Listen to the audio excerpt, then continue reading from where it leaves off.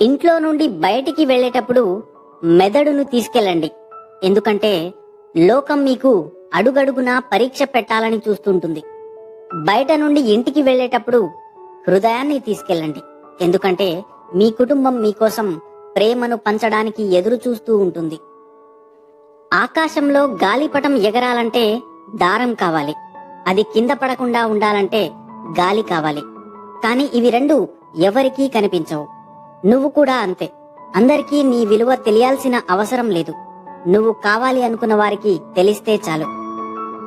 ఇతరుల మనోభావాలతో ఎప్పుడూ ఆడుకోవద్దు. ఒకవేళ తాత్కాలికంగా మీరు గెలిచినా ఒక మంచి మిత్రుని మాత్రం జీవితకాలం కోల్పోతారు. గుడిలో ఇచ్చే ప్రసాదంలో చక్కెర తక్కువైతే ఏం పర్లేదు అనుకొని పడేయకుండా తింటాం. అలాంటిది దేవుడిచ్చిన జీవితంలో 2 రోజులు బాగా లేవని